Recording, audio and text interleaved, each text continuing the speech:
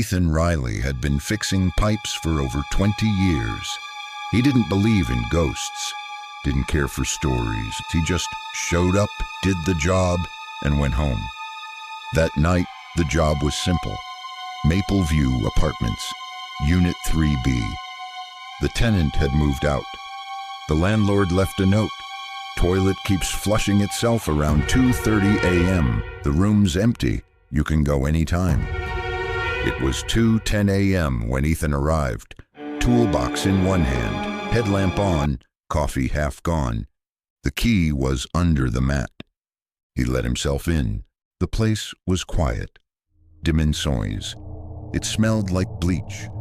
The bathroom looked clean, no stains, no smell. But something felt off. It was cold, not bad insulation cold, but like someone had just run freezing water for hours.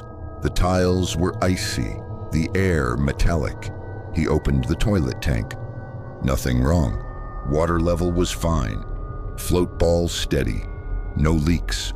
He shut off the water valve, flushed to test pressure. That's when he heard it. A sound. Software beneath the floor. Click, like knuckles tapping tile. He crouched down, pressed his ear to the back wall behind the bowl. Another sound. Water, but not rushing. It sounded like breathing. He backed away, sat on the floor, pulled out his phone, started recording. This is Ethan Riley, Maple View 3B. I'm checking the tank and... He froze. The toilet started draining on its own.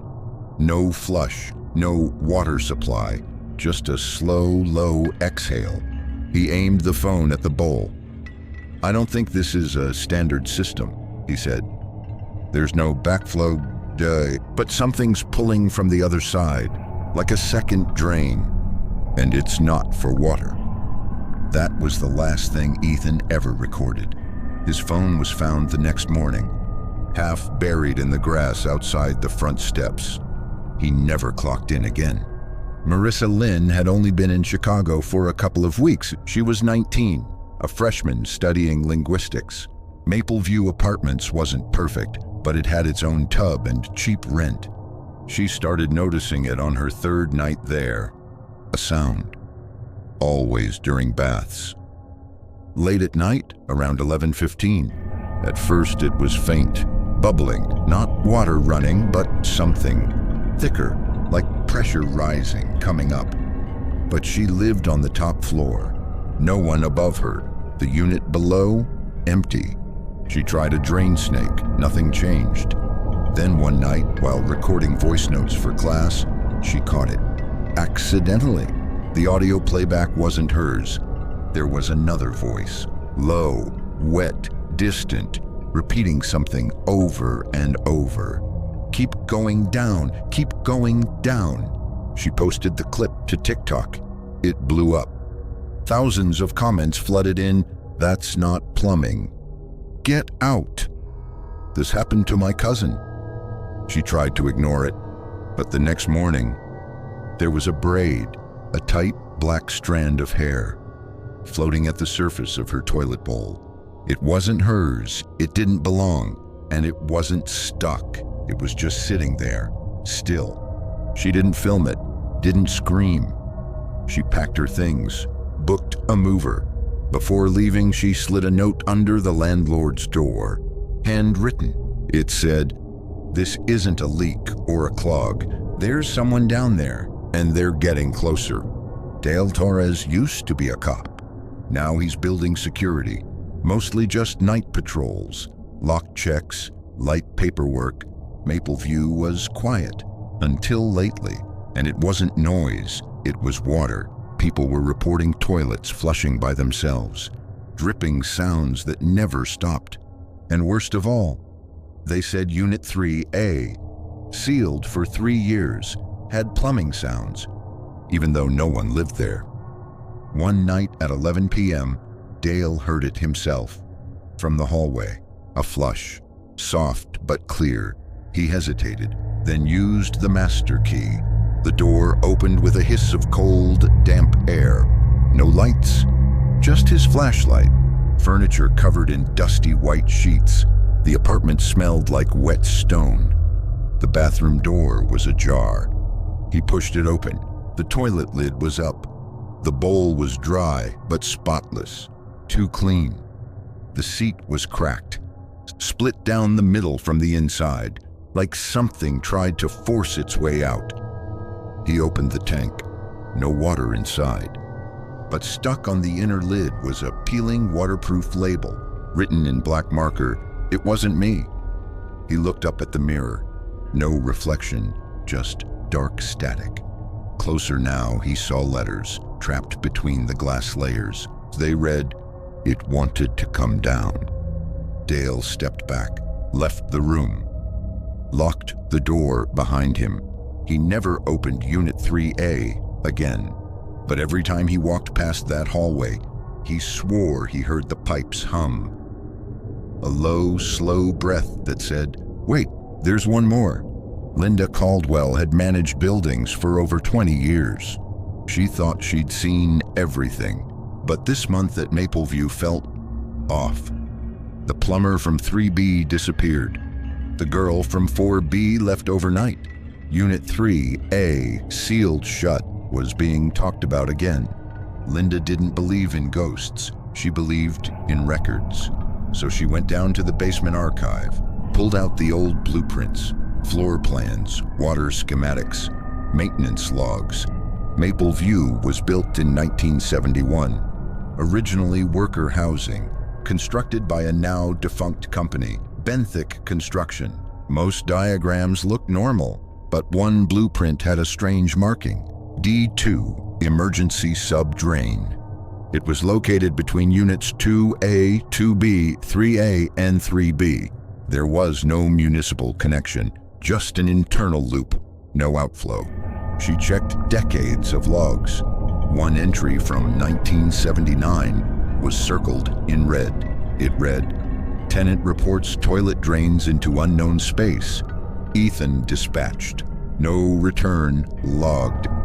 Same name as the plumber who just vanished. But this record was over 40 years old. She found another note, a laminated caution tag still taped to the electrical box. D2 is not for sewage. It holds memory pressure. Keep it sealed. She didn't sleep that night, but the next morning she posted notices in every elevator. Due to recent drainage irregularities, do not tamper with toilet fixtures or wall panels. Report strange sounds or vibrations to management. She didn't mention D2 or Ethan or the eyes she thought she saw behind the mirror. Nate Holloway wasn't afraid of haunted apartments. He made content about them. Urban legends, glitchy voice recordings, creepy bathroom sounds. That was his brand. So when he came across viral clips about Mapleview apartments, the whispering bathtub, the sealed-off room, the plumber who vanished, he didn't get spooked. He got excited. "This is it," he said. "I'm gonna move in and document everything." So he did. Unit 2B, middle floor, cheap lease, perfect setup. The first week, nothing happened. No flushes, no whispers, no shadows, no reflections out of sync. Just quiet. But Nate wasn't giving up. He pulled blueprints, compared layouts, cross-referenced old maintenance records. He kept finding the same term, D2, emergency sub-drain.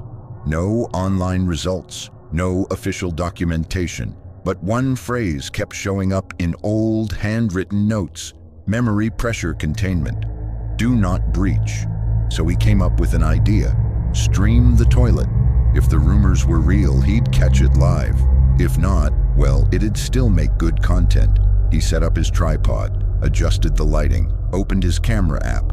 Then his phone froze, not crashed, not lagged, just locked. The image stayed, but the audio bar went flat. He tried to force close it, nothing worked. Then his phone rang. Caller ID read, "Me," calling. It was his own number. He stared at the screen for a second, then answered. Silence. Then a voice. Low, almost underwater. "If you tell them, it comes out through you." Click. The call ended. His phone rebooted. All recordings gone. He didn't sleep, didn't try again. That night he packed everything, wiped his drive, left the apartment before dawn. The only thing he left behind was a half-finished community post on his channel.